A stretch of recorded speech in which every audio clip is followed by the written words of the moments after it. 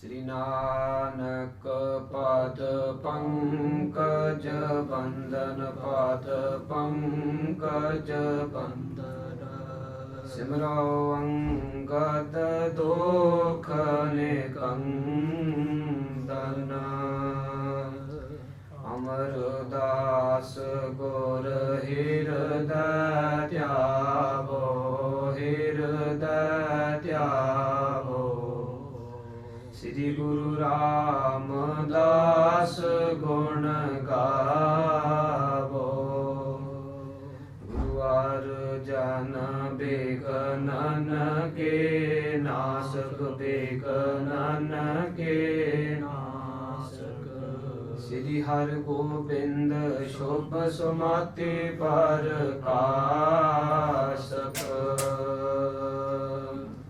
गुरु हर राय नमो कर जोरी नमो कर जोरी श्री हर कृष्ण मनाए बहोरी गुरु तेग बहादुर परम कृपाला परम कृपाला श्री गुरु गोबिंद सिंह बिसाला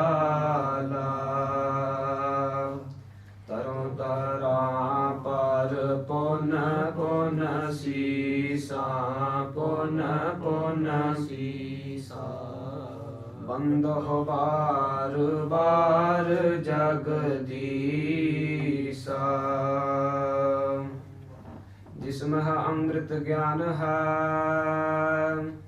मानुक भगत बैराग श्री गुरु ग्रंथ साहिब तद भंग कर अनुराग श्री गुरु शब्द कमाए जिन जीते पंच विकार तिन संतन को बंदना सिर चरणन पर तार एक अंकारा सतगुरु तेह प्रसाद सच होए वाहिगुरु जी की फतेह विघ्न विनाशन सोए कहा बुद्ध प्रभ तोछ हमारी बरन सका महिमा जो तिहारी हम न सकत कर सिफत तुम्हारी आप ले हो तुम कथा सुधारी ज्ञान ध्यान किछ कर्म न जाना सार न जाना तेरी सब ते वड्डा सतगुर नानक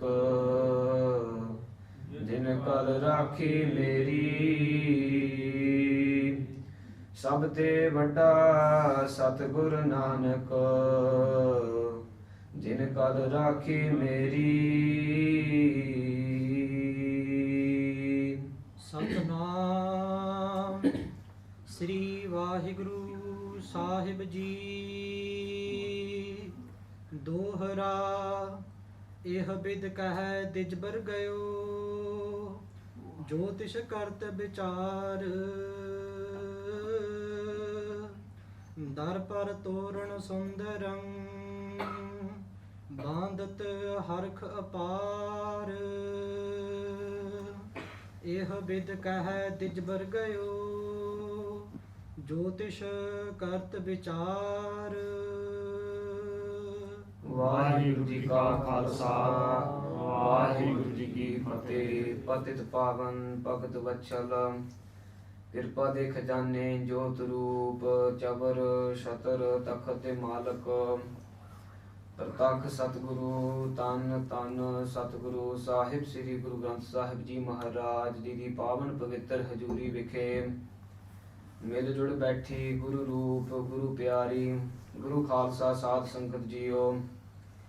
ਆਪ ਸਾਰੇ ਵਡਭਾਗੀ ਹੋ, ਜਿਨ੍ਹਾਂ ਨੇ ਸਤਿਗੁਰਾਂ ਦੀ ਨਿੱਘੀ ਗੋਦ ਵਿੱਚ ਬੈਠ ਕਰਕੇ ਸੋਦਰ ਸ੍ਰੀ ਰਹਿਰਾ ਸਾਹਿਬ ਜੀ ਦਾ ਪਾਠ ਸਰਵਨ ਕੀਤਾ ਹੈ।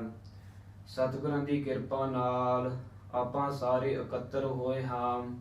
ਧੰਨ ਧੰਨ ਸਤਿਗੁਰੂ ਸਾਹਿਬ ਸ੍ਰੀ ਗੁਰੂ ਨਾਨਕ ਦੇਵ ਸਾਹਿਬ ਜੀ ਮਹਾਰਾਜ ਜੀ ਦਾ ਸੁੰਦਰ ਇਤਿਹਾਸ, ਸ੍ਰੀ ਗੁਰੂ ਨਾਨਕ ਪ੍ਰਕਾਸ਼ ਗ੍ਰੰਥ ਦੀ ਕਥਾ ਸਰਵਨ ਕਰਨ ਵਾਸਤੇ। ਸੋ ਸਾਧ ਸੰਗਤ ਜੀ, ਇਹ ਜਿਹੜਾ ਸੁਭਾਗਾ ਸਮਾਂ ਹੈ ਇਹ ਸਤਿਗੁਰਾਂ ਦੀ ਕਿਰਪਾ ਨਾਲ ਹੀ ਪ੍ਰਾਪਤ ਹੋਇਆ ਹੈ।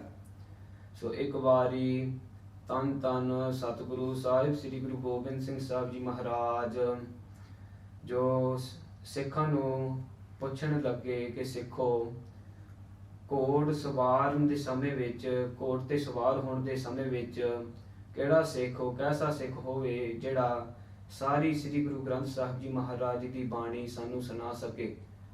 ਤੇ ਉਸ ਸਮੇਂ ਸਿੱਖ ਸਾਰੇ ਹੈਰਾਨ ਰਹਿ ਗਏ ਕਿ ਸਤਿਗੁਰੂ ਸ੍ਰੀ ਗੁਰੂ ਗੋਬਿੰਦ ਸਿੰਘ ਸਾਹਿਬ ਜੀ ਮਹਾਰਾਜ ਜੀ ਨੇ ਇਸ ਤਰ੍ਹਾਂ ਦਾ ਬਚਨ ਕੀਤਾ, ਜਿਸ ਤਰ੍ਹਾਂ ਜੋ 2-3 ਸਕਿੰਟਾਂ ਦੇ ਸਮੇਂ ਵਿੱਚ ਸਾਰੀ ਸਤਿਗੁਰੂ ਸ੍ਰੀ ਗੁਰੂ ਗ੍ਰੰਥ ਸਾਹਿਬ ਜੀ ਮਹਾਰਾਜ ਜੀ ਦੀ ਬਾਣੀ ਸੁਣਾਉਣ ਵਾਸਤੇ ਕਹਿ ਰਹੇ ਹਨ ਸਤਿਗੁਰੂ ਜੀ।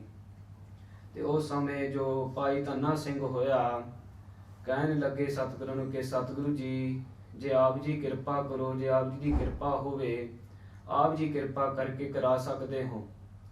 ਸੋ ਸਤਿਗੁਰੂ ਜੀ ਕਹਿਣ ਲੱਗੇ ਚਲੋ ਫਿਰ। ਸਤਿਗੁਰੂ ਜੀ ਆਪਦੇ ਜੋ ਚਰਨ ਕਮਲ ਰਕਾਬ ਤੇ ਰੱਖਣ ਲੱਗੇ ਅਤੇ ਭਾਈ ਧੰਨਾ ਸਿੰਘ ਸ਼ੁਰੂ ਹੋ ਕੇ ਇੱਕ ਓੰਕਾਰ ਸਤਿਗੁਰ ਪ੍ਰਸਾਦ ਇਸ ਤਰ੍ਹਾਂ ਮੁਖ ਤੋਂ ਉਚਾਰਨਾ ਕੀਤਾ ਭਾਈ ਧੰਨਾ ਸਿੰਘ ਨੇ। ਸਤਿਗੁਰੂ ਜੀ ਘੋੜ ਤੇ ਸਵਾਰ ਹੋ ਕੇ ਧੰਨ ਸਿੱਖੀ, ਧੰਨ ਸਿੱਖੀ, ਧੰਨ ਸਿੱਖੀ ਇਸ ਤਰ੍ਹਾਂ 3 ਵਾਰ ਉਚਾਰਨਾ ਕੀਤਾ। ਕਹਿਣ ਲੱਗੇ ਕਿ ਜੋ ਕਹਿਣ ਦਾ ਭਾਵ ਸਾਧ ਸੰਗਤ ਜੀ, ਜੋ ਸਤਿਗੁਰੂ ਸ੍ਰੀ ਗੁਰੂ ਗ੍ਰੰਥ ਸਾਹਿਬ ਜੀ ਮਹਾਰਾਜ ਜੀ ਦੀ ਸਾਰੀ ਬਾਣੀ ਹੈ ਉਹਦਾ ਨਿਚੋੜ ਇੱਕ ਓੰਕਾਰ ਸਤਿਗੁਰ ਪ੍ਰਸਾਦ ਹੀ ਹੈ, ਜੋ ਇੱਕ ਅਦਵੈਤ ਸਰੂਪ ਅਕਾਲ ਪੁਰਖ ਵਾਹਿਗੁਰੂ, ਜੋ ਸਾਰਿਆਂ ਦਾ ਪਾਲਣਾ ਕਰਨ ਵਾਲਾ ਹੈ, ਸਾਰਿਆਂ ਦਾ ਪ੍ਰਕਾਸ਼ਕ ਹੈ। ਤੇ ਉਹਨਾਂ ਦੀ ਕਿਰਪਾ ਸਦਕਾ, ਕਿਰਪਾ ਪ੍ਰਸਾਦ ਨਾਲ ਹੀ ਅਕਾਲ ਪੁਰਖ ਵਾਹਿਗੁਰੂ ਦੀ ਪ੍ਰਾਪਤੀ ਹੁੰਦੀ ਹੈ। ਸੋ ਸਾਧ ਸੰਗਤ ਜੀ, ਸਤਿਗੁਰਾਂ ਦੀ ਕਿਰਪਾ ਨਾਲ ਹੀ ਸਾਨੂੰ ਇਹ ਜਿਹੜਾ ਸੁਭਾਗਾ ਸਮਾਂ ਹੈ ਉਹ ਪ੍ਰਾਪਤ ਹੋਇਆ ਹੈ। ਸਤਿਗੁਰਾਂ ਦੀ ਕਿਰਪਾ ਨਾਲ ਹੀ ਸਾਰੇ ਕਾਰਜ ਜਿਹੜੇ ਕੰਮ ਕਾਜ ਹਨ ਉਹ ਪੂਰੇ ਹੁੰਦੇ ਹਨ, ਸਤਿਗੁਰਾਂ ਦੀ ਕਿਰਪਾ ਨਾਲ ਹੀ ਹੁੰਦਾ ਹੈ। ਸੋ ਆਪਾਂ ਸਾਰੀ ਸੰਗਤ ਸਤਿਗੁਰਾਂ ਦੇ ਚਰਨਾਂ ਕਮਲਾਂ ਵਿੱਚ ਅਰਦਾਸ ਕਰੀਏ ਕਿ ਸਤਿਗੁਰੂ ਜੀ ਆਪ ਜੀ ਕਿਰਪਾ ਕਰੋ, ਬਖਸ਼ਿਸ਼ ਕਰੋ, ਆਪ ਦੇ ਮਾਰਗ ਤੇ ਆਪ ਤੋਰੋ। ਆਪ ਦੀ ਜਿਹੜੀ ਪ੍ਰੇਮਾ ਭਗਤੀ ਹੈ ਉਹ ਵੱਧ ਤੋਂ ਵੱਧ ਆਪ ਦੀ ਪ੍ਰੇਮਾ ਭਗਤੀ ਨਾਲ ਜਪਾਉਣ, ਸਤਿਗੁਰ ਕਿਰਪਾ ਕਰਨ। ਇਸੇ ਹੀ ਤਰ੍ਹਾਂ ਸਾਰੀ ਸੰਗਤ ਤੇ ਸਤਿਗੁਰ ਕਿਰਪਾ ਕਰਨ। ਸੋ ਸਾਧ ਸੰਗਤ ਜੀ, ਜਿਸ ਤਰ੍ਹਾਂ ਪਿਛਲੇ ਹਫ਼ਤਿਆਂ ਵਿੱਚ ਅਸੀਂ ਪਿਛਲੇ ਹਫ਼ਤੇ ਸਰਵਣ ਕੀਤਾ ਹੈ, ਸੋ ਸਤਿਗੁਰੂ ਸ੍ਰੀ ਗੁਰੂ ਨਾਨਕ ਸਾਹਿਬ ਮਹਾਰਾਜ ਜੀ ਨੇ ਅਵਤਾਰ ਧਾਰਿਆ ਹੈ ਸੰਸਾਰ ਤੇ, ਪ੍ਰਕਾਸ਼ਮਾਨ ਹੋਏ ਹਨ ਅਤੇ ਬਹੁਤੀ ਖੁਸ਼ੀ ਹੋਈ ਹੈ ਸਾਰਿਆਂ ਨੂੰ। ਇੰਨੀ ਖੁਸ਼ੀ ਨਾਲ ਬਾਬਾ ਮਹਿਤਾ ਕਾਲੂ ਜੀ ਨੇ ਜੋ ਆਪਦੇ ਦਾਸ ਨੂੰ ਭੇਜ ਕਰਕੇ ਪੰਡਿਤ ਹਰਦਿਆਲ ਜੀ ਦੇ ਘਰੇ ਜਾ ਕਰਕੇ ਭੇਜਿਆ ਹੈ ਕਿ ਉਹਨੂੰ ਜਾ ਕਰਕੇ ਸਦਨਾ ਕਰੋ। ਸੋ ਉਹ ਜਿਹੜਾ ਦਾਸ ਸੀ ਉਹ ਪੰਡਿਤ ਹਰਦਿਆਲ ਜੀ ਦੇ ਦਰਵਾਜ਼ੇ ਵਿੱਚ ਜਾ ਕਰਕੇ ਉੱਥੇ ਉੱਚੀ ਸੁਰ ਵਿੱਚ ਆਵਾਜ਼ਾਂ ਮਾਰਨ ਲੱਗ ਜਾਂਦਾ ਹੈ। ਤੇ ਫਿਰ ਜਦੋਂ ਆਵਾਜ਼ ਸੁਣੀ ਪੰਡਿਤ ਹਰਦਿਆਲ ਜੀ ਨੂੰ, ਉਹ ਆ ਕਰਕੇ ਫਿਰ ਸੁਣਦੇ ਹਨ ਦਾਸ ਤੋਂ ਕਿ ਦਾਸ ਕਹਿੰਦਾ ਹੈ ਕਿ ਪੰਡਿਤ ਹਰਦਿਆਲ ਜੀ, ਬਾਬਾ ਮਹਿਤਾ ਕਾਲੂ ਜੀ ਆਪ ਜੀ ਨੂੰ ਸੱਦਦੇ ਹਨ, ਆਪ ਜੀ ਘਰੇ ਆਓ। ਬਹੁਤ ਖੁਸ਼ੀ ਖਬਰੀ ਹੈ ਬਾਬਾ ਮਹਿਤਾ ਕਾਲੂ ਜੀ ਦੇ ਘਰ ਵਿੱਚ ਜੋ ਬਹੁਤ ਸੋਹਣਾ ਸੁਪੁੱਤਰ ਅਵਤਾਰ ਧਾਰਿਆ ਪ੍ਰਕਾਸ਼ਮਾਨ ਹੋਏ ਹਨ, ਧੰਨ ਧੰਨ ਸ੍ਰੀ ਗੁਰੂ ਨਾਨਕ ਸਾਹਿਬ ਮਹਾਰਾਜ। ਸੋ ਪੰਡਿਤ ਹਰਦਿਆਲ ਜੀ ਛੇਤੀ ਤੋਂ ਛੇਤੀ ਫਿਰ ਘਰ ਦੇ ਵਿੱਚ ਜਾਂਦੇ ਹਨ। ਬਾਬਾ ਮਹਿਤਾ ਕਾਲੂ ਜੀ ਬੜੇ ਪ੍ਰੇਮ ਸ਼ਰਧਾ ਨਾਲ ਜੋ ਪਲੰਗ ਢਾ ਕਰਕੇ, ਆਸਨ ਢਾ ਕਰਕੇ ਬੜੀ ਪ੍ਰੇਮ ਸ਼ਰਧਾ ਨਾਲ ਪੰਡਿਤ ਹਰਦਿਆਲ ਜੀ ਨੂੰ ਬਿਠਾਉਂਦੇ ਹਨ ਅਤੇ ਫਿਰ ਬੇਨਤੀ ਕਰਦੇ ਹਨ ਕਿ ਪੰਡਿਤ ਹਰਦਿਆਲ ਜੀ, ਆਪ ਜੀ ਜੋਤਿਸ਼ ਜਿਹੜੀ ਮੱਤ ਹੈ ਉਹਨੂੰ ਜਾਣਦੇ ਹੋ, ਆਪ ਜੀ ਕਿਰਪਾ ਕਰੋ ਥੋੜਾ ਜੋ ਜੋਤਿਸ਼ ਮਤ ਉਹ ਹੈ, ਐਸਟ੍ਰੋਲੋਜੀ ਜਿਹਨੂੰ ਕਹਿੰਦੇ ਹਨ, ਥੋੜਾ ਜਿਹਾ ਉਹ ਵਿਚਾਰ ਕੇ ਥੋੜਾ ਦੱਸਣਾ ਕਰੋ ਕਿ ਆਉਣ ਵਾਲੇ ਸਮੇਂ ਕਿਸ ਤਰ੍ਹਾਂ ਇਹ ਬੱਚੇ ਲਈ ਹੋ ਸਕਦਾ, ਕਿ ਚੰਗਾ ਮਾੜਾ ਸਮਾਂ ਵਿਚਾਰ ਕੇ ਦੱਸਣਾ ਕਰੋ। ਤੇ ਨਾਲ ਦੀ ਨਾਲ ਜੋ ਸਤਿਗੁਰੂ ਸ੍ਰੀ ਗੁਰੂ ਨਾਨਕ ਸਾਹਿਬ ਮਹਾਰਾਜ ਜੀ ਦੀ ਪਾਵਨ ਪਵਿੱਤਰ ਜਨਮ ਪੱਤਰੀ ਹੈ ਉਹ ਵੀ ਤੁਸੀਂ ਲਿਖਣਾ ਕਰੋ। ਇਸ ਤਰ੍ਹਾਂ ਦੀ ਬੇਨਤੀ ਬਾਬਾ ਮਹਿਤਾ ਕਾਲੂ ਜੀ ਨੇ ਕੀਤੀ ਹੈ। ਤੇ ਫਿਰ ਪੰਡਿਤ ਹਰਦਿਆਲ ਜੀ ਉਸ ਤੋਂ ਬਾਅਦ ਜੋ ਜਿਹੜੀ ਦਾਈ ਸੀ ਸਤਿਗੁਰੂ ਸ੍ਰੀ ਗੁਰੂ ਨਾਨਕ ਸਾਹਿਬ ਮਹਾਰਾਜ ਜੀ ਦੀ, ਉਹਦਾ ਨਾਂ ਸੀ ਦੌਲਤਾਂ ਦਾਈ। ਪੰਡਿਤ ਹਰਦਿਆਲ ਜੀ ਨੇ ਕਿਹਾ ਬਾਬਾ ਮਹਿਤਾ ਕਾਲੂ ਜੀ ਨੇ ਕੋ ਉਹ ਦਾਈ ਨੂੰ ਸੱਦ ਕਰਕੇ ਉਹ ਫਿਰ ਸਾਰੀ ਜਿਹੜਾ ਉਹ ਸਮਾਂ ਸੀ ਜਦੋਂ ਸਤਿਗੁਰਾਂ ਨੇ ਪ੍ਰਕਾਸ਼ ਲਿਆ ਅਵਤਾਰ ਤਾਰਿਆ ਉਹ ਫਿਰ ਦੌਲਤਾਂ ਦਾਈ ਦੱਸੂਗੀ। ਫਿਰ ਆ ਕਰਕੇ ਉਹਨੇ ਫਿਰ ਸਾਰਾ ਜੋ ਜਿਸ ਤਰ੍ਹਾਂ ਪ੍ਰਸ਼ਨ ਪੁੱਛਦੇ ਸੀ ਪੰਡਿਤ ਹਰਦਿਆਲ ਜੀ ਕਿਸ ਤਰ੍ਹਾਂ ਉਹ ਸਮਾਂ ਹੋਇਆ ਉਹ ਫਿਰ ਸਾਰੇ ਜੋ ਡਿਟੇਲ ਸੀ ਉਹ ਦੌਲਤਾਂ ਦਾਈ ਨੇ ਫਿਰ ਦੱਸਣਾ ਕੀਤਾ ਪੰਡਿਤ ਹਰਦਿਆਲ ਜੀ ਨੂੰ। ਤੇ ਫਿਰ ਉਸ ਤੋਂ ਬਾਅਦ ਇਹ ਸਾਰਾ ਸੁਣ ਕਰਕੇ ਪੰਡਿਤ ਹਰਦਿਆਲ ਜੀ ਨੇ ਵਿਚਾਰ ਕਰਕੇ ਉਹਨਾਂ ਦੇ ਮਨ ਵਿੱਚ ਆਈ ਕਿ ਇਹ ਜੋ ਬਾਲਕ ਹੈ ਇਹ ਕੋਈ ਬਰਾਬਰ ਬਾਲਕ ਨਹੀਂ ਹੈਗਾ, ਇਹਨਾਂ ਤੋਂ ਇਹ ਅਕਾਲ ਪੁਰਖ ਵਾਹਿਗੁਰੂ ਦੇ ਸਰੂਪ ਹੀ ਹਨ। ਸੰਤਾਂ ਨੇ ਸਤਿਗੁਰੂ ਸ੍ਰੀ ਗੁਰੂ ਨਾਨਕ ਦੇਵ ਸਾਹਿਬ ਜੀ ਮਹਾਰਾਜ ਉਹਨਾਂ ਨੇ ਆਪਦੇ ਹਿਰਦੇ ਵਿੱਚ ਮਨ ਬਣਾ ਲਿਆ ਕਿ ਉਹਨਾਂ ਦੇ ਦਰਸ਼ਨ ਕਰਕੇ ਹੀ ਜਾਣਾ ਹੈ। ਤੇ ਬੇਨਤੀ ਕੀਤੀ ਫਿਰ ਬਾਬਾ ਮਹਿਤਾ ਕਾਲੂ ਜੀ ਨੇ ਕਾਲੂ ਜੀ ਨੂੰ ਕਿ ਜੋ ਸਤਿਗੁਰੂ ਸ੍ਰੀ ਗੁਰੂ ਨਾਨਕ ਸਾਹਿਬ ਮਹਾਰਾਜ ਜੀ ਦੇ ਦਰਸ਼ਨ ਕਰਨ ਚਾਹੁੰਦੇ ਹਨ ਪੰਡਿਤ ਹਰਦਿਆਲ ਜੀ। ਤੇ ਫਿਰ ਉਸ ਵਕਤ ਦੌਲਤਾ ਦਾਈ ਨੂੰ ਅੰਦਰ ਭੇਜ ਕਰਕੇ ਮਾਤਾ ਤ੍ਰਿਪਤਾ ਜੀ ਨੂੰ ਬੇਨਤੀ ਕੀਤੀ ਹੈ ਕਿ ਬਾਹਰ ਜੋ ਪੰਡਿਤ ਹਰਦਿਆਲ ਜੀ ਬੇਨਤੀ ਕਰਦੇ ਹਨ ਕਿ ਸ੍ਰੀ ਗੁਰੂ ਨਾਨਕ ਸਾਹਿਬ ਮਹਾਰਾਜ ਜੀ ਦੇ ਦਰਸ਼ਨ ਕਰਨ ਨੂੰ। ਤੇ ਪਹਿਲਾਂ ਤਾਂ ਮਾਤਾ ਤ੍ਰਿਪਤਾ ਜੀ ਨੇ ਤਾਂ ਮਨਾ ਕਰ ਦਿੱਤਾ ਸੀ ਕਿ ਠੰਡ ਸਰਦ ਰੁੱਤ ਸੀ ਤੇ ਠੰਡੀ ਮੌਸਮ ਸੀ ਤੇ ਜੋ ਬਾਲਕ ਦੇ ਕੋਮਲ ਅੰਗ ਹਨ ਤੇ ਕੋਈ ਠੰਡ ਠੁੰਡ ਨਾ ਲੱਗ ਜਾਵੇ। ਤੇ ਬੇਨਤੀ ਕੀਤੀ ਸੀ, ਪਹਿਲਾਂ ਮਨਾ ਕਰ ਦਿੱਤਾ ਸੀ, ਪਰ ਜੋ ਵਾਰ-ਵਾਰ ਪੰਡਿਤ ਹਰਦਿਆਲ ਜੀ ਮੰਗ ਰਹੇ ਸੀ, ਬੇਨਤੀ ਕਰ ਰਹੇ ਸੀ, ਫਿਰ ਉਹ ਬੇਨਤੀ ਮੰਨਦੇ ਹੋਇਆ ਮਾਤਾ ਤ੍ਰਿਪਤਾ ਜੀ ਨੇ ਬੇਨਤੀ ਮਨਜ਼ੂਰ ਕਰਕੇ ਜੋ ਸ੍ਰੀ ਗੁਰੂ ਨਾਨਕ ਸਾਹਿਬ ਮਹਾਰਾਜ ਜੀ ਨੂੰ ਦੌਲਤਾਂ ਦਾਈ ਨੂੰ ਦੇਣਾ ਕੀਤਾ ਤੇ ਬਾਹਰ ਲੈ ਕੇ ਗਈ ਸੀ ਦੌਲਤਾਂ ਦਾਈ ਦਰਸ਼ਨ ਕਰਵਾਉਣ ਨੂੰ। ਤੇ ਬਹੁਤ ਹੀ ਪ੍ਰਸੰਨ ਹੋਇਆ ਪੰਡਿਤ ਹਰਦਿਆਲ ਵੇਖ ਕਰਕੇ, ਦੋਵੇਂ ਹੱਥ ਜੋੜ ਕਰਕੇ ਨਿਮਰਤਾ ਸ਼ਬਦਾਂ ਨਾਲ ਸਤਿਗੁਰੂ ਸ੍ਰੀ ਗੁਰੂ ਨਾਨਕ ਸਾਹਿਬ ਮਹਾਰਾਜ ਜੀ ਦੇ ਬਾਰੋਂ ਕਮਲ ਵਿੱਚ ਚਰਨਾਂ ਕਮਲਾਂ ਉੱਤੇ ਮੱਥਾ ਟੇਕਣਾ ਕੀਤਾ ਤੇ ਬੜੇ ਪ੍ਰਸੰਨ ਖੁਸ਼ ਹੋਏ। ਤੇ ਫਿਰ ਜਿੱਥੇ ਛੱਡਿਆ ਸੀ ਇਤਿਹਾਸ ਪੰਡਿਤ ਹਰਦਿਆਲ ਜੀ ਬਾਬਾ ਮਹਿਤਾ ਕਾਲੂ ਜੀ ਨੂੰ ਕਹਿੰਦੇ ਹਨ, ਬਾਬਾ ਮਹਿਤਾ ਕਾਲੂ ਜੀ ਬੇਨਤੀ ਕਰਦੇ ਹਨ ਪੰਡਿਤ ਹਰਦਿਆਲ ਜੀ ਨੂੰ ਕਿ ਆਪ ਜੀ ਕਿਰਪਾ ਕਰੋ, ਕੋਈ ਵਿਚਾਰ ਕਰਕੇ ਸੋਧ ਕਰਕੇ ਉਹ ਚੰਗਾ ਜੋ ਨਾਮ ਆਪ ਜੀ ਰੱਖਣਾ ਕਰੋ। ਤੇ ਪੰਡਿਤ ਹਰਦਿਆਲ ਜੀ ਕਹਿੰਦੇ ਹਨ, ਮੈਨੂੰ ਥੋੜਾ ਸਮਾਂ ਦਿਵੋ, ਬੜਾ ਸੋਧ ਕਰਕੇ ਵਿਚਾਰ ਕਰਕੇ ਉਹ ਨਾਮ ਰੱਖਦਾ ਹਾਂ ਮੈਂ।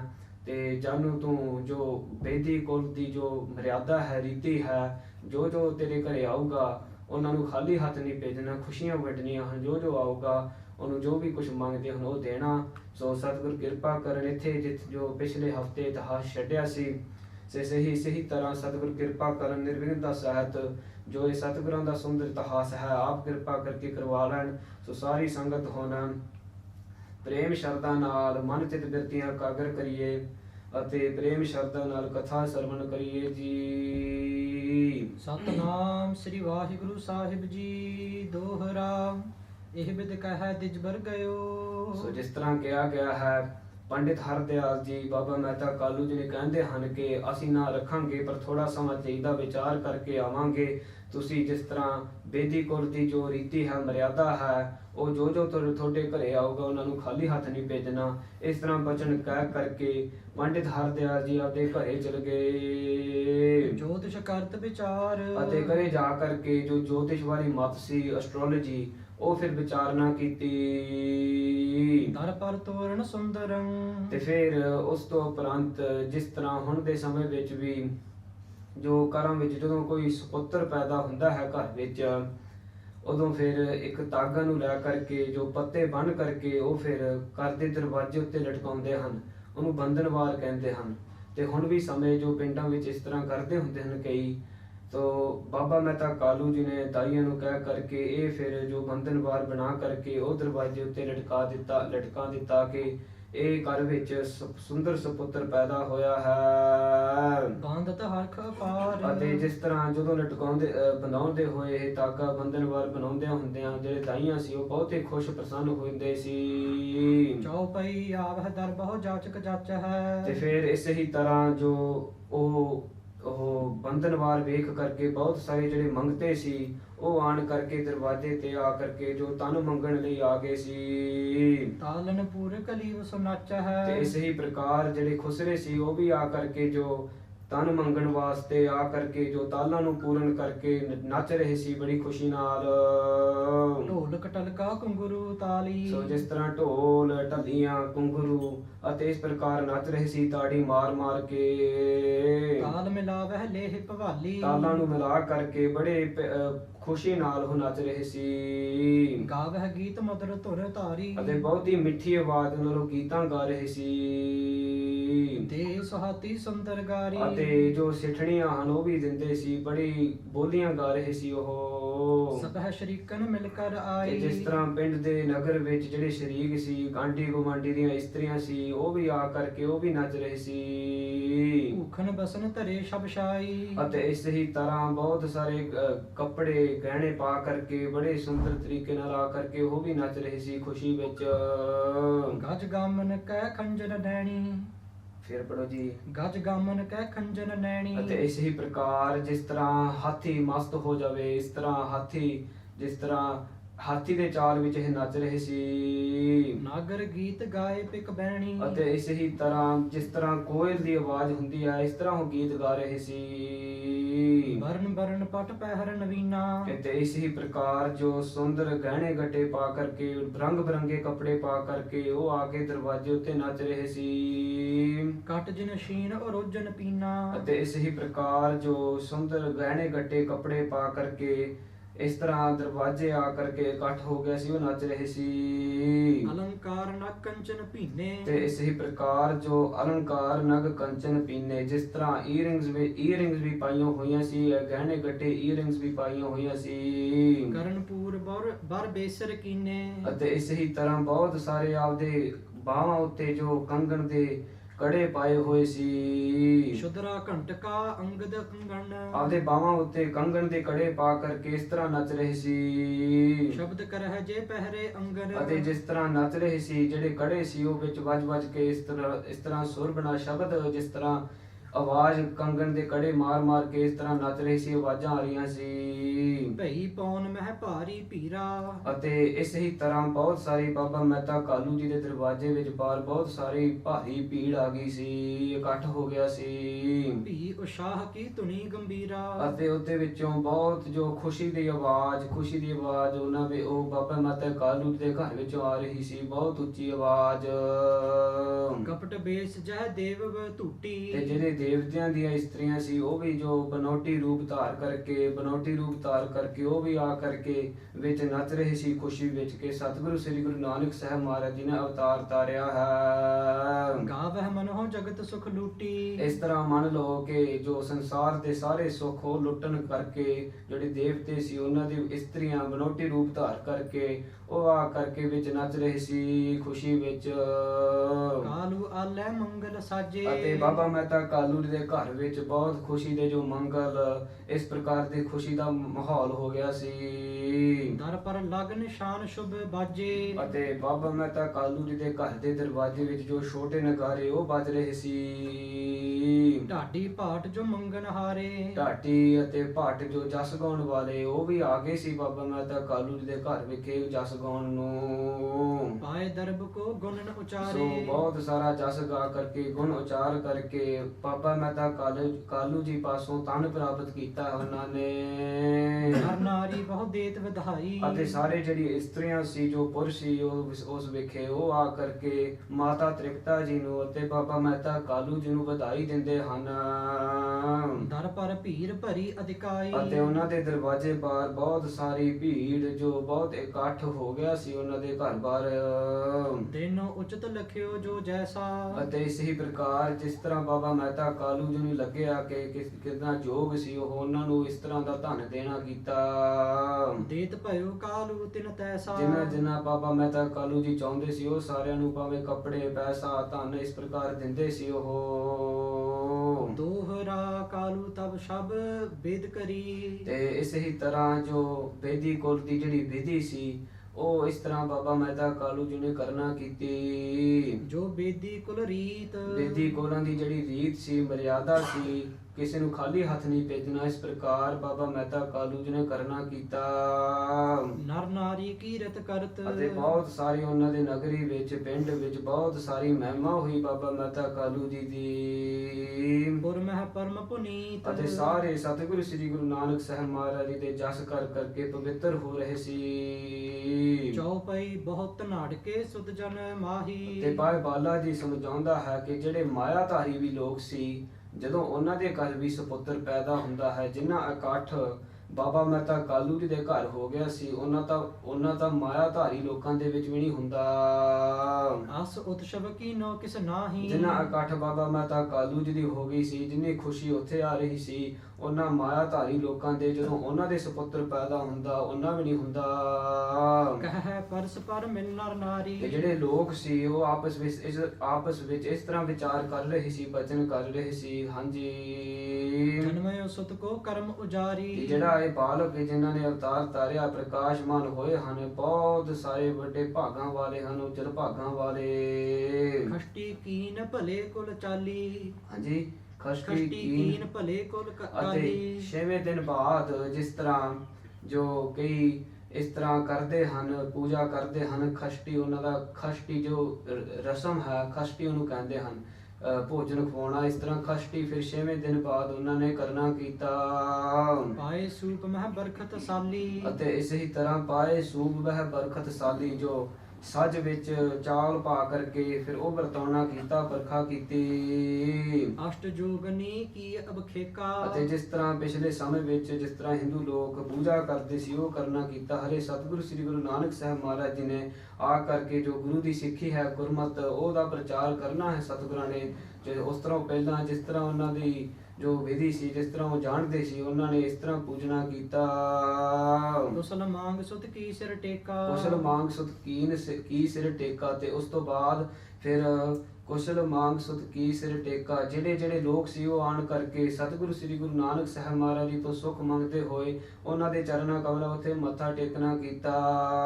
ਤ੍ਰੋਦਸ ਦਇਓ ਸਹਿ ਸੰਖਿਆ ਕੀਨੀ। ਅਤੇ ਫਿਰ 13ਵੇਂ ਦਿਨ ਤੋਂ ਬਾਅਦ ਜਿਸ ਤਰ੍ਹਾਂ 13ਵੇਂ ਦਿਨ ਤੋਂ ਬਾਅਦ ਹਾਂਜੀ ਆਇਓ ਦਿਜ ਕਾਲੂ ਸੁਧ ਦੀਨੀ। ਜਿਹੜਾ ਪੰਡਿਤ ਹਰਦਿਆਲ ਜੀ ਸੀ, ਉਹ ਫਿਰ ਆ ਕਰਕੇ ਬਾਬਾ ਮਹਿਤਾ ਕਾਲੂ ਜੀ ਨੂੰ 13ਵੇਂ ਦਿਨ ਤੋਂ ਬਾਅਦ ਆ ਕਰਕੇ ਖਬਰ ਦਿੰਦਾ ਹੈ। ਜਿਸ ਕੋ ਨਾਨਕ ਨਾਮ ਧਰੀਜੈ। ਕਹਿਣ ਲੱਗਿਆ ਬਾਬਾ ਮਹਿਤਾ ਕਾਲੂ ਜੀ ਨੂੰ ਕਿ ਹੇ ਬਾਬਾ ਮਹਿਤਾ ਕਾਲੂ ਜੀ, ਜਿਹੜਾ ਆਪ ਜੀ ਦਾ ਬਾਲਕ ਦਾ ਨਾਮ ਹੈ, ਬੜਾ ਸੋਚ ਕਰਕੇ ਵਿਚਾਰ ਕਰਕੇ ਮੈਂ ਨਾਨਕ ਉਹਨਾਂ ਦਾ ਨਾਮ ਰੱਖਣਾ ਕਰੋ ਆਪ ਜੀ। ਇਸ ਕੀ ਸਰਬਰ ਕੋ ਨਾ ਜਨੀਜੈ। ਜਿਹੜਾ ਇਹ ਬਾਲਕ ਹੈ, ਇਹਦੇ ਦੁਨੀਆ ਵਿੱਚ ਕੋਈ ਨਹੀਂ ਬਰਾਬਰੀ ਕਰ ਸਕਦਾ। ਇਹ ਅਕਾਲ ਪੁਰਖ ਵਾਹਿਗੁਰੂ ਦਾ ਸਰੂਪ ਹੀ ਹੈ। ਪੰਡਿਤ ਕਹਿ ਸੋ ਪਵਾਇਓ ਚੋਲਾ। ਅਤੇ ਫਿਰ ਉਸ ਤੋਂ ਬਾਅਦ ਜਿਹੜਾ ਪੰਡਿਤ ਹਰਦਿਆਲ ਜੀ ਸੀ, ਉਹਨੇ ਸਤਿਗੁਰੂ ਸ੍ਰੀ ਗੁਰੂ ਨਾਨਕ ਸਾਹਿਬ ਮਹਾਰਾਜ ਜੀ ਉੱਤੇ ਜੋ ਚੋਲਾ ਪਵਾਇਆ।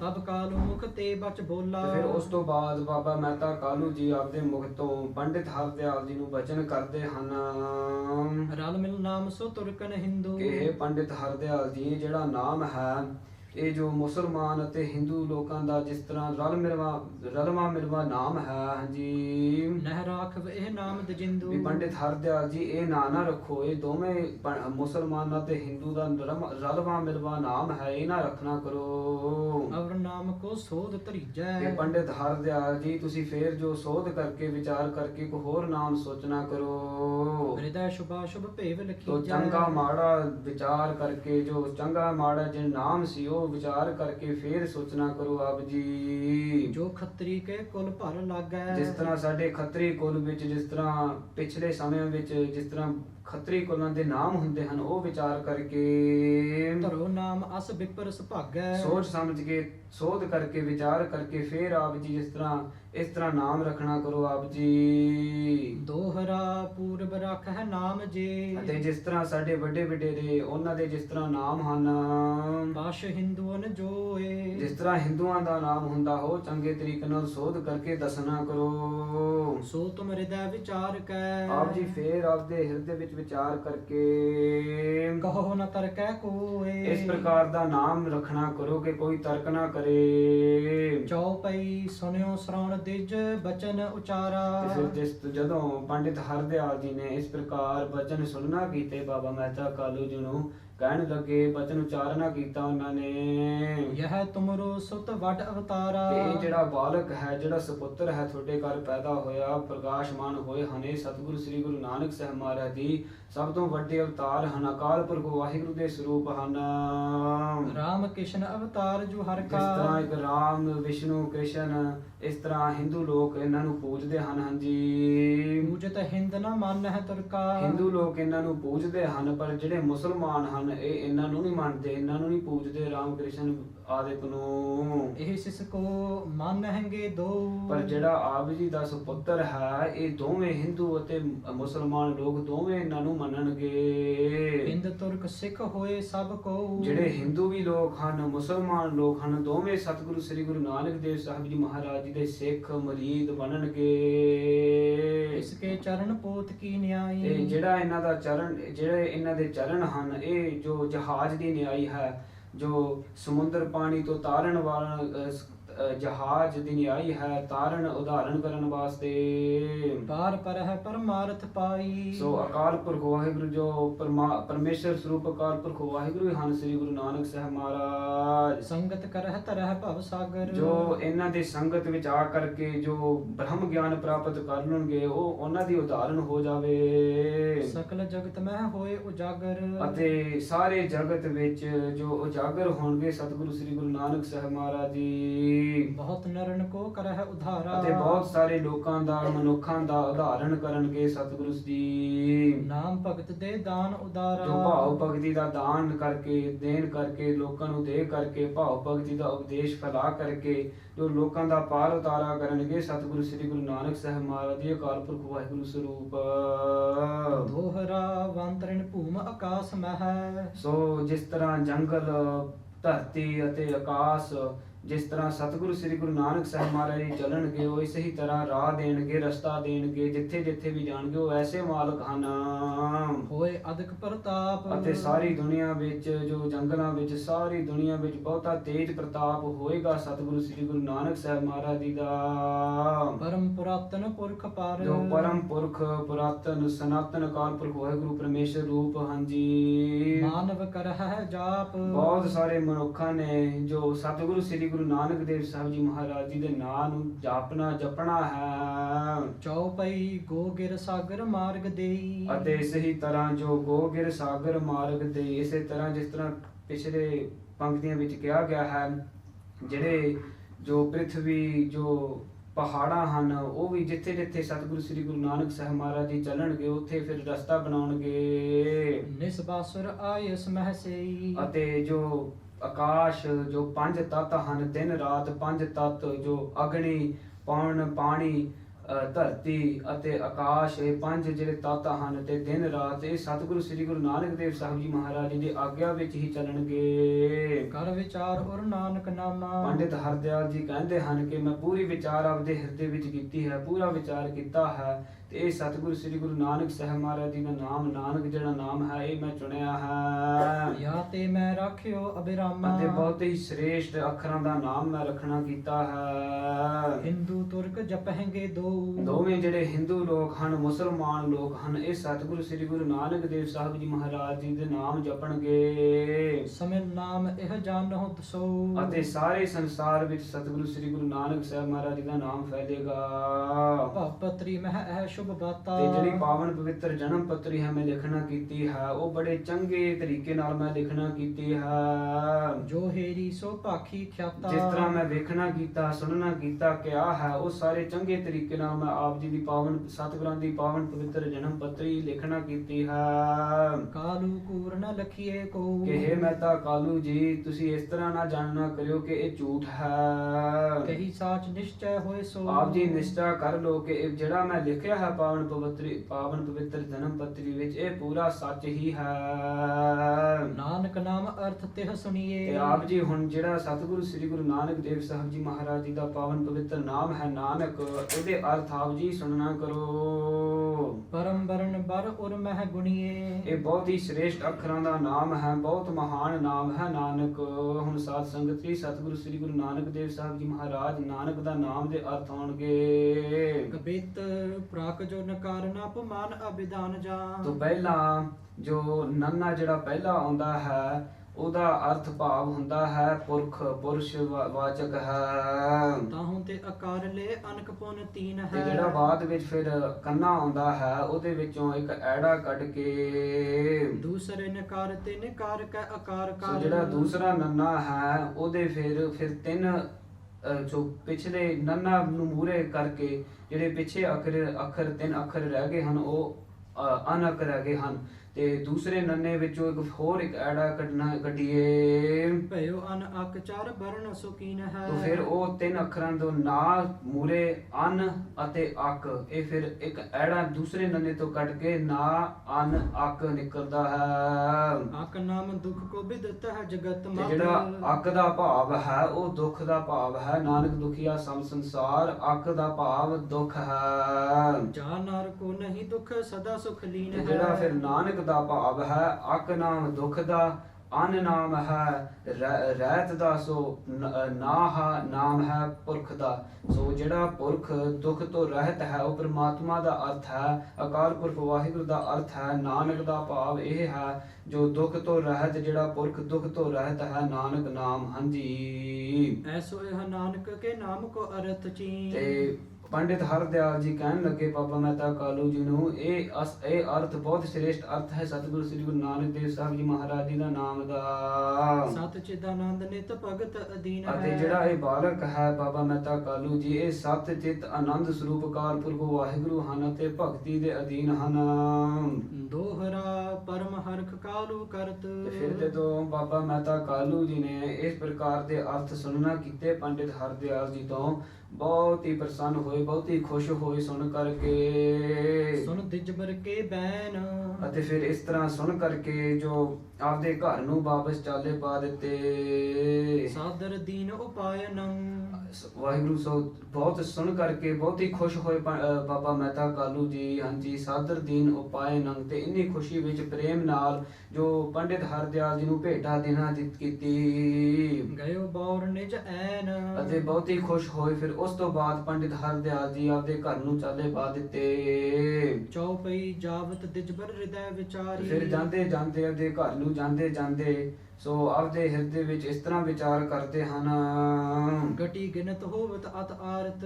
ਅਤੇ ਇਸ ਤਰ੍ਹਾਂ ਵਿਚਾਰ ਕਰਦੇ ਕਰਦੇ ਜਾਂਦੇ ਜਾਂਦੇ ਬਹੁਤ ਹੀ ਦੁੱਖ ਮਹਿਸੂਸ ਕਰ ਰਹੇ ਹਨ ਜਾਂਦੇ। ਦੇਹ ਬ੍ਰਿਧ ਪੀ ਬੈਸ ਬਿਹਾਵਾ। ਅਤੇ ਇਸ ਪ੍ਰਕਾਰ ਆਪ ਜੀ ਵਿਚਾਰ ਕਰਦੇ ਹਨ ਆਪਦੇ ਮਨ ਵਿੱਚ ਕਿ ਮੇਰੀ ਬਹੁਤ ਵੱਡੀ ਉਮਰ ਹੋ ਗਈ ਹੈ, ਬਹੁਤ ਸਮਾਂ ਬਤੀਤ ਹੋ ਗਿਆ ਇਸ ਸੰਸਾਰ ਤੇ, ਬਹੁਤ ਵੱਡਾ ਸਰੀਰ ਹੋ ਗਿਆ ਹੈ ਮੇਰਾ। ਯਾ ਤੇ ਭਇਓ ਮੁਝ ਮਨ ਪਛਤਾਵਾ। ਅਤੇ ਇਸ ਤਰ੍ਹਾਂ ਵਿਚਾਰ ਕਰਦੇ ਕਰਦੇ ਆਪਦੇ ਮਨ ਵਿੱਚ ਬਹੁਤ ਹੀ ਪਛਤਾਉਂਦੇ ਹਨ।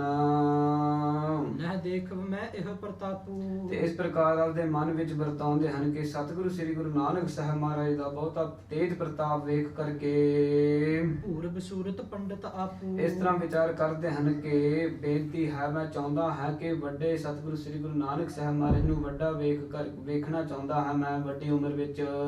ਕਉ ਲਗ ਮੈਂ ਜੀਵੋ ਜਗ ਮਾਹੀ। ਪਰ ਇਸ ਤਰ੍ਹਾਂ ਪਤਾ ਨਹੀਂ ਲੱਗਦਾ ਕਿੰਨਾ ਚਿਰ ਹੋਰ ਮੇਰਾ ਸਮਾਂ ਹੈ ਇਸ ਦੁਨੀਆ ਤੇ। ਪੂਰਨ ਪਾਗ ਹੈ ਕਿ ਮਮ ਨਾਹੀ। ਕਿ ਮੈਨੂੰ ਇਹ ਨਹੀਂ ਪਤਾ ਲੱਗਦਾ ਕਿੰਨਾ ਸਮਾਂ ਰਹਿੰਦਾ ਹੈ ਮੇਰੇ ਦੁਨੀਆ ਤੇ ਜੇ ਮੇਰੇ ਵੱਡੇ ਭਾਗ ਹਨ ਕਿ ਨਾ ਹਨ। ਸਿਸਤਾ ਤਜ ਆਵਹਿ ਤਰੁਣਾਹੀ। ਅਤੇ ਇਸ ਹੀ ਤਰ੍ਹਾਂ ਜੋ ਸਿਸਤਾ ਤਜ ਆਵਹਿ ਤਰੁਣਾਹੀ, ਇਤੇ ਜਦੋਂ ਸਤਿਗੁਰੂ ਸ੍ਰੀ ਗੁਰੂ ਨਾਨਕ ਸਾਹਿਬ ਮਹਾਰਾਜ ਜੀ ਬਾਲਕ ਉਮਰ ਤੋਂ ਜੋ ਜਵਾਨੀ ਉਮਰ ਵਿੱਚ ਹੋਣਗੇ, ਉਦਰਹਿ ਨਰ ਬਹੁ ਸੰਗਤ ਪਾਹੀ। ਬਹੁਤ ਸਾਰੀ ਸੰਗਤ ਸਤਿਗੁਰਾਂ ਦੀ ਨਾਲ ਜੁੜੇਗੀ ਤੇ ਉਹਨਾਂ ਦੀ ਬਹੁਤ ਸਾਰਾ ਪਾਰ ਉਤਾਰਾ ਹੋਏਗਾ ਉਹਨਾਂ ਦਾ। ਬਿਨੈ ਕਰੋ ਮੈਂ ਕਰਹਿ ਉਧਾਰਾ। ਤੇ ਮੇਰੀ ਵੀ ਇੱਛਾ ਹੈ ਕਿ ਉਹਨਾਂ ਦੀ ਸੰਗਤ ਵਿੱਚ ਲੱਗ ਕਰਕੇ ਮੇਰਾ ਵੀ ਉਦਾਹਰਣਾ ਹੋ ਜਾਵੇ। ਭਵ ਬੰਧਨ ਤੇ ਹੋਏ ਛੁਟਕਾਰਾ। ਤੇ ਉਹਨਾਂ ਦੀ ਸੰਗਤ ਵਿੱਚ ਲੱਗ ਕਰਕੇ ਜੋ ਇਸ ਸੰਸਾਰ ਦਾ ਛੁਟਕਾਰਾ ਹੋ ਜਾਵੇ। ਦੋਹਰਾ ਅੰਤਰ ਜਾਮੀ ਜਾ ਨਹੀਂ। ਇਸ ਤਰ੍ਹਾਂ ਵਿਚਾਰ ਕਰ ਰਿਹਾ ਹੈ ਆਪਦੇ ਮਨ ਵਿੱਚ ਕਿ ਸਤਿਗੁਰੂ ਸ੍ਰੀ ਗੁਰੂ ਨਾਨਕ ਸਾਹਿਬ ਮਹਾਰਾਜ ਜੀ ਪਰਮੇਸ਼ਰ ਰੂਪ ਅੰਤਰਜਾਮੀ ਹਨ।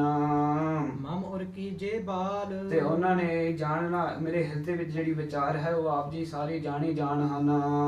ਲੀਲਾ ਕਸ਼ੁਕ ਦਿਖਾਏ ਮੁਝ। ਅਤੇ ਉਹ ਫਿਰ ਆਪ ਜੀ ਜੋ ਬਾਲਕ ਉਮਰ ਤੋਂ ਜਿਹੜੀ ਜਵਾਨੀ ਉਮਰ ਹੈ ਉਹ ਆਪ ਜੀ ਕਿਰਪਾ ਕਰਕੇ ਦਿਖਾਉਣ ਸਾਨੂੰ। ਦੇਹ ਉਪਦੇਸ਼ ਦਇਆਲ ਅਤੇ ਦਿਆਲੂ ਕਿਰਪਾਲੂ ਸਤਿਗੁਰੂ ਸ੍ਰੀ ਗੁਰੂ ਨਾਨਕ ਦੇਵ ਸਾਹਿਬ ਜੀ ਮਹਾਰਾਜ ਮੈਨੂੰ ਫਿਰ ਉਪਦੇਸ਼ ਦੇਣ, ਹੁਕਮ ਦੇਣ ਚੌਪਈ ਸਹਿਤ ਗਿਆਨ ਕੇ ਬੋਲ ਹੈ ਜਬਲੋ ਕਿ ਸਤਿਗੁਰੂ ਸ੍ਰੀ ਗੁਰੂ ਨਾਨਕ ਸਾਹਿਬ ਮਹਾਰਾਜ ਜੀ ਗਿਆਨ ਮੈਨੂੰ ਬਚਨ ਕਰਨਗੇ, ਗਿਆਨ ਦੇ ਸਹਿਤ ਮੈਨੂੰ ਉਤਾਰਨਗੇ। ਰੱਖੋ ਇਹ ਸਰੀਰ ਮਮ ਤਬਲੋ ਕਿ ਸਤਿਗੁਰ ਕਿਰਪਾ ਕਰਨ ਜਿਸ ਤਰ੍ਹਾਂ ਇਹ ਸਰੀਰ ਹੈ ਇਹ ਦੁਨੀਆ ਤੇ ਮੈਨੂੰ ਰੱਖਣ, ਸਰੀਰ ਦੀ ਉਮਰ ਹੋਣ ਦੇਣ ਕਿ ਸਤਿਗੁਰੂ ਸ੍ਰੀ ਗੁਰੂ ਨਾਨਕ ਸਾਹਿਬ ਮਹਾਰਾਜ ਦੀ ਜਵਾਨੀ ਉਮਰ ਵਿੱਚ ਉਹਨਾਂ ਦੇ ਦਰਸ਼ਨ ਹੋਣ। ਕਰਤ ਮਨੋਰਥ ਗਇਓ ਨਕੇਤਾ ਅਤੇ ਇਸ ਤਰ੍ਹਾਂ ਜੋ ਵਿਚਾਰ ਕਰਦੇ ਕਰਦੇ ਉਹ ਘਰੇ ਪਹੁੰਚ ਗਏ। ਜਪਤ ਨਾਮ ਅਪਵਰਗ ਹੈ ਹਿਤਾ ਘਰੇ ਜਾ ਕਰਕੇ ਜੋ ਕੇਵਲ ਮੁਕਤੀ ਪ੍ਰਾਪਤ ਕਰਨ ਵਾਸਤੇ ਉਹ ਫਿਰ ਨਾਮ ਜਪਣ ਲੱਗ ਪਏ, ਪ੍ਰੇਮਾ ਭਗਤੀ ਕਰਨ ਲੱਗ ਪਏ। ਦੇਹ ਪਛਾਤ ਹੈ ਬੀਤਿਓ ਕਾਲਾ ਅਤੇ ਇਸੇ ਤਰ੍ਹਾਂ ਉਸ ਤੋਂ ਬਾਅਦ ਸਤਿਗੁਰੂ ਸ੍ਰੀ ਗੁਰੂ ਨਾਨਕ ਸਾਹਿਬ ਮਹਾਰਾਜ ਜੀ ਪ੍ਰਕਾਸ਼ਮਾਨ ਹੋਏ ਹਨ। ਨਾਨਕ ਨਾਮ ਰੱਖ ਦਿੱਤਾ ਹੈ ਸਤਿਗੁਰੂ ਸ੍ਰੀ ਗੁਰੂ ਨਾਨਕ ਦੇਵ ਸਾਹਿਬ ਜੀ ਮਹਾਰਾਜ ਦਾ ਅਤੇ ਉਸ ਤੋਂ ਬਾਅਦ ਬਹੁਤ ਸਾਰਾ ਸਮਾਂ ਬਤੀਤ ਹੋ ਗਿਆ। ਸਨੇ ਸਨੇ ਤਨ ਹੋਤ ਵਿਸਾਲਾ ਅਤੇ ਇਸੇ ਤਰ੍ਹਾਂ ਸਤਿਗੁਰੂ ਸ੍ਰੀ ਗੁਰੂ ਨਾਨਕ ਸਾਹਿਬ ਮਹਾਰਾਜ ਜੀ ਜੋ ਹੌਲੀ ਹੌਲੀ ਉਹਨਾਂ ਦੀ ਜਿਹੜੀ ਉਮਰ ਹੈ ਉਹ ਵੱਡੀ ਹੋਣ ਲੱਗੀ ਹੈ ਤੇ ਉਹਨਾਂ ਦਾ ਸਰੀਰ ਵੀ ਵਧਣ ਲੱਗ ਗਿਆ। ਜਿਹ ਬਿਦ ਹਿਰਦੈ ਗਿਆਨ ਮਮੋਖੂ ਅਤੇ ਸਤਿਗੁਰੂ ਸ੍ਰੀ ਗੁਰੂ ਨਾਨਕ ਸਾਹਿਬ ਮਹਾਰਾਜ ਜੀ ਇਸ ਪ੍ਰਕਾਰ ਉਹਨਾਂ ਦਾ ਸਰੀਰ ਵਧ ਰਿਹਾ ਹੈ ਅਤੇ ਬਹੁਤ ਸੰਗਤ ਜੁੜ ਰਹੀ ਹੈ। ਨਿਤ ਪ੍ਰਤ ਵਧਤ ਦ્વੈਤ ਹੱਥ ਦੁਖੂ ਅਤੇ ਸਤਿਗੁਰੂ ਸ੍ਰੀ ਗੁਰੂ ਨਾਨਕ ਸਾਹਿਬ ਮਹਾਰਾਜ ਜੀ ਦੇ ਸੰਸਾਰ ਨੂੰ ਉਦਾਹਰਣ ਕਰਨ ਵਾਸਤੇ ਹੁਣ ਜੋ ਅੱਗੇ ਜੋ ਕਥਾ ਆਏਗੀ ਉਹ ਜੋ ਜਵਾਨੀ ਅਵਸਥਾ ਬਾਲਕ ਤੋਂ ਜਦੋਂ ਥੋੜੇ ਵੱਡੇ ਹੁੰਦੇ ਹਨ ਉਹ ਜਿਹੜੀ ਕਥਾ ਹੈ ਉਹ ਕੌਤਕ ਜਿਹੜੇ ਹਨ ਉਹ ਫਿਰ ਸਰਵਨ ਕਰਾਂਗੇ। ਸੋ ਸਤਿਗੁਰ ਕਿਰਪਾ ਕਰਨ ਇੱਥੇ ਜੋ ਕਥਾ ਦੀ ਸਮਾਪਤੀ ਹੈ ਸੋ ਸਤਿਗੁਰਾਂ ਨੇ ਕਿਰਪਾ ਕੀਤੀ ਹੈ। ਪੰਡਿਤ ਹਰਦਿਆਲ ਜੀ ਨੇ ਆ ਕਰਕੇ ਜੋ ਵਿਚਾਰ ਕਰਕੇ ਸ੍ਰੀ ਗੁਰੂ ਨਾਨਕ ਸਾਹਿਬ ਮਹਾਰਾਜ ਜੀ ਦੀ ਜੋ ਸ੍ਰੀ ਗੁਰੂ ਨਾਨਕ ਸਾਹਿਬ ਮਹਾਰਾਜ ਜੀ ਦਾ ਜੋ ਨਾਂ ਹੈ ਉਹ ਵਿਚਾਰ ਕਰਕੇ ਨਾਨਕ ਨਾਮ ਰੱਖਿਆ ਹੈ। ਸੋ ਸੰਗਤ ਜੀ ਥੋੜਾ ਸੰਖੇਪ ਰੂਪ ਵਿੱਚ ਇੰਗਲਿਸ਼ ਵਿੱਚ ਸਮਰੀ ਦੱਸਣਾ ਕਰੀਏ। ਸੋ ਸਤਿਗੁਰਾਂ ਨੇ ਕਿਰਪਾ ਕੀਤੀ ਹੈ। ਸੋ this week's katha we've listened and Pandit Hardayal ji has come after 13 days. So we started by when Sri Guru Nanak Pandit Hardayal ji said to Baba Mehta Kalu ji that whoever comes to your house, don't leave them empty-handed like the Maryada of the Bedikol. So whoever like beggars that come to the house and ask for money, Baba Mehta Kalu ji would give them money in khushi of Sri Guru Nanak Dev Sahib Ji Maharaj. So after this, loads of like khusre that used to come and dance, that come and dance when there is a putter come to the world. They come and dance outside and beg for money, and like this, both Saryakat, there was a lot of people that gathered out of Sri Guru Nanak Dev Sahib Ji Maharaj's house, Baba Mehta Kalu ji's house, to manar the khushi of Sri Guru Nanak Dev Sahib Ji Maharaj's coming to the world. So then after a couple of days, 13 days had passed, and Pandit Hardayal ji had come with, after doing a lot of vichar, and after doing a lot of vichar in the Ahirda, they'd come to Sri Guru Baba Mehta Kalu ji's house, Sri Guru Nanak Dev Sahib Ji Maharaj's house, and they have thought of the name, and they have thought of the name Nanak, and they say to Baba Mehta Kalu ji that this name, so Baba Mehta Kalu ji first are having a shanka on that name, because they obviously, before Sri Guru Nanak Dev Sahib Ji Maharaj came to the world, they were following the Hindu mat, so they wanted a name that was followed the Hindu mat and the Khatri kul of theirs. They wanted a name that fitted within their line. But Pandit Hardayal ji talks to Baba Mehta Kalu ji and explains to them that not only Hindus will follow Sri Guru Nanak Dev Sahib Ji Maharaj, Muslims and Hindus will both puj Sri Guru Nanak Dev Sahib Ji Maharaj and matha take to them and become their Sikhs, and they will follow Gurmat, Gursikhi, and they will follow Sri Guru Nanak Dev Sahib Ji Maharaj. That's why I've thought of a name that fits in with that's both, because Baba Mehta Kalu ji says that this name is both a mixture of Hindus and Muslims names, and at that time obviously. So Pandit Hardayal ji explains that both will be followers of Sri Guru Nanak Dev Sahib Ji Maharaj, and they will follow the path of Gursikhi and follow the path of Gursikhi. So after telling them this, they describe the arth of Sri Guru Nanak Dev Sahib Ji Maharaj's name. So in short roop, the meaning of the name is, so Nanak is the meaning of a purkh that is dukh to rahat, so without pains, and that is the meaning of Akar, that is Akar Purkh Waheguru as well, dukh to rahat. All the world has dukhs, but Akar Purkh Waheguru is Sada in Anand, there's Satatit Anand Swarup Akar Purkh Waheguru, and they're without pains, Sri Guru Nanak Dev Sahib Ji Maharaj.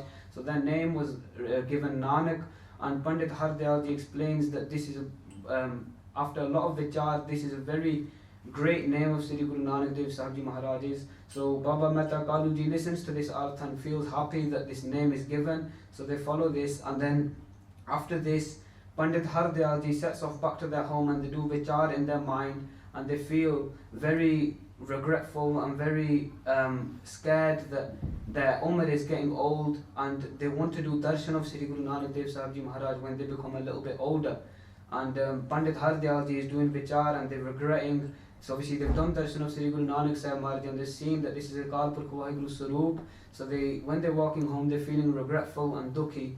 So they're walking home and they're doing benti in their mind to Sri Guru Nanak Dev Sahib Ji Maharaj, because they're obviously Akal Purkh Waheguru Antardhami Saroop, they know everything, and they're doing benti that if obviously Akal Purkh Waheguru knows everything, they'll hear my cry, and I want to do their darshan when they're older. I want to do their sangat so they can give me upadesh and they can teach me the right way of reaching Akal Purkh Waheguru, because I don't know if I have done enough in this world to reach Akal Purkh Waheguru. So they're doing benti in their mind that they want to do darshan and sangat of Sri Guru Nanak Dev Sahib Ji Maharaj when they're a little bit older. So doing this vichar, they reach home, and in the next weeks of Katha we will see we'll hear Kautaks of Sri Guru Nanak Dev Sahib Ji Maharaj when they become a little bit older. So Sri Guru Nanak Dev Sahib Ji Maharaj has come to the world. There's a lot of khushi in the Nagari. Everybody's happy, and this is where the Katha is samapat.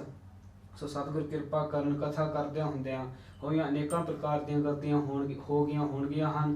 ਆਪ ਦਾ ਅਣਜਾਣ ਬੱਚੇ ਸਮਝ ਕਰਕੇ ਮਾਫ ਕਰ ਦੇਣ। ਸਤਿਗੁਰ ਅਸੀਸ ਬਖਸ਼ਣ, ਸੰਗਤ ਅਸੀਸ ਬਖਸ਼ੋ। ਇਸੇ ਹੀ ਤਰ੍ਹਾਂ ਸਤਿਗੁਰ ਕਿਰਪਾ ਕਰਕੇ ਨਿਰਵਿਘਨਤਾ ਸਹਿਤ ਜੋ ਸਤਿਗੁਰੂ ਸ੍ਰੀ ਗੁਰੂ ਨਾਨਕ ਦੇਵ ਸਾਹਿਬ ਜੀ ਮਹਾਰਾਜ ਜੀ ਦਾ ਜਸ ਹੈ, ਆਪ ਕਿਰਪਾ ਕਰਕੇ ਕਰਵਾ ਲੈਣ। ਸੋ ਆਪਾਂ ਇਸ ਕਥਾ ਵਿੱਚ ਸਤਿਗੁਰਾਂ ਦਾ ਨਾਮ ਦੀ ਬਹੁਤ ਮਹਿਮਾ ਸੁਣੀ ਹੈ। ਆਪਾਂ ਵੀ ਸਤਿਗੁਰੂ ਸ੍ਰੀ ਗੁਰੂ ਨਾਨਕ ਦੇਵ ਸਾਹਿਬ ਜੀ ਮਹਾਰਾਜ ਜੀ ਦਾ ਨਾਮ ਨੂੰ ਜਪਾਉਣਾ ਕਰੀਏ।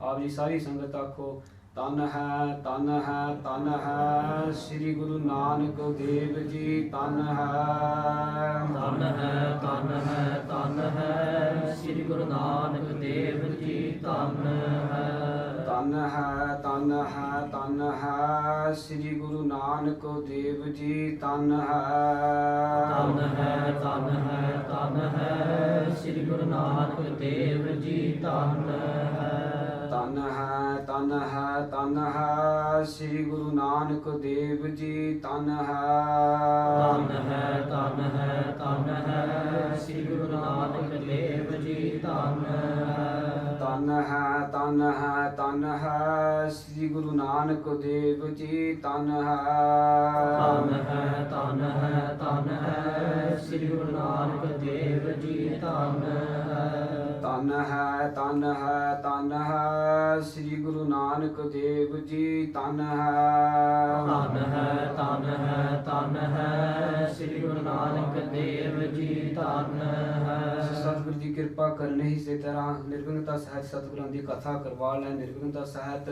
ਸੋ ਹੁਣ ਦੋਵੇਂ ਅਖੀਰਲੀਆਂ ਪੰਕਤੀਆਂ ਪੜ੍ਹ ਕਰਕੇ ਗੁਰੂ ਦੀ ਉਸਤਤ ਕਰ ਕਰਕੇ ਜੋ ਕਥਾ ਦੀ ਸਮਾਪਤ ਕਰੀਏ ਜੀ। ਤਿਹ ਪਛਾਤ ਹੈ ਬੀਤਿਓ ਕਾਲਾ ਸਨੇ ਸਨੇ ਤਨ ਹੋਤ ਵਿਸਾਲਾ ਜਿਹ ਬਿਦ ਹਿਰਦੈ ਗਿਆਨ ਮਮੁਖੂ ਨਿਤ ਪ੍ਰਤ ਬਦਤ ਦ્વੈਤ ਹੱਥ ਦੋਖੂ।